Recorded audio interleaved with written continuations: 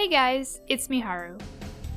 So as the Spyro Reignited trilogy draws nearer, I'm sure we've all been wondering to ourselves things like, I wonder what this homeworld's gonna look like, or I wonder what that level's gonna look like. And I'm no exception. The screenshots we've been getting so far are beautiful and fill me with excitement at seeing my favorite levels reimagined. But which ones are the most anticipated? Which ones do fans not only want to see due to it being a favorite, but because of nostalgic reasons?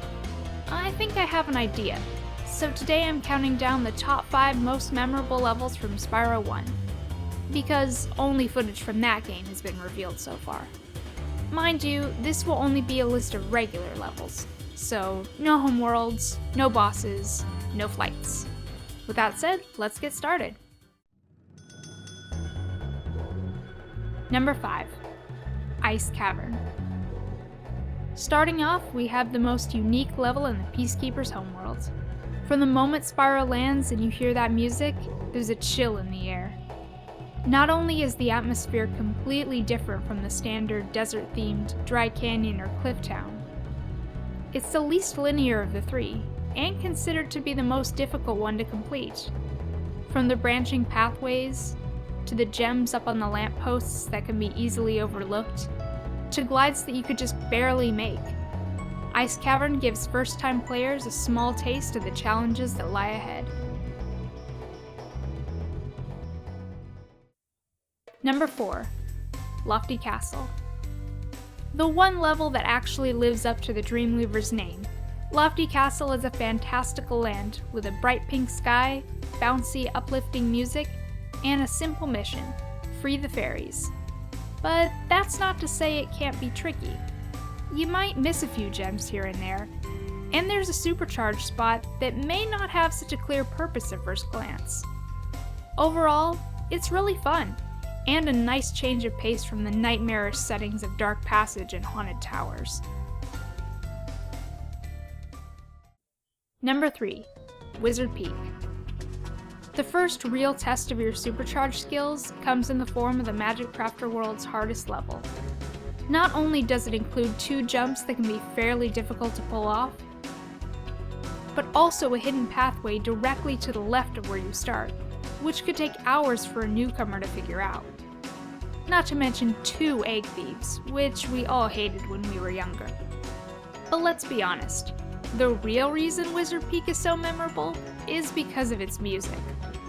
Perhaps you already know this, or maybe I'm about to blow your mind, but this very track was remixed for the theme of the Nickelodeon classic The Amanda Show.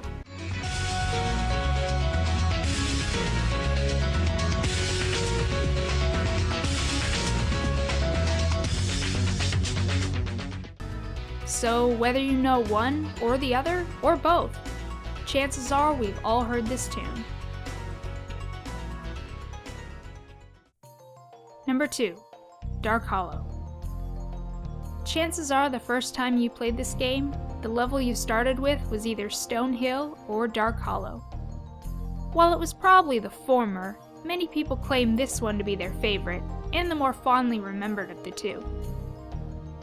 Now, this could be because of the nice atmosphere, or the beautiful music, considered by many to be the best track in the game. But there's another reason which I find very surprising. Despite this being the shortest level in the game with only 100 gems, I was shocked at just how many people said they remember it being difficult as a kid. Why is that? I'm genuinely curious as to whether any of you thought that way as well. Hell, maybe it even scared you back in the day. Leave a comment and let me know. And the number 1 most memorable Spyro 1 level is Treetops. How could we ever forget? By far the most rage-inducing level in the entire game, Treetops is what I like to refer to as high caves without fairies. Annoying enemies, several branching paths, and 2 painfully difficult and downright ridiculous supercharge routes had us all losing more lives than we could count. It was truly the ultimate test, if you don't count that one jump in Haunted Towers, that is.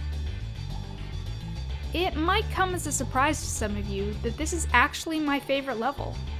Not because I find it easy, I still have trouble with it nowadays if I'm not careful, but because of the challenge it presents. There's something so fulfilling about completing it, and even after replaying it countless times, it always feels rewarding. I look forward to it every time I revisit this game. And those were my picks. Do you agree? Disagree? I would have added honorable mentions, but to be honest, that would just be every other level. Spyro the Dragon is just an unforgettable experience as a whole. That's all for today. Thanks so much for watching, and I'll see you next time. Until then, this is Miharu signing off.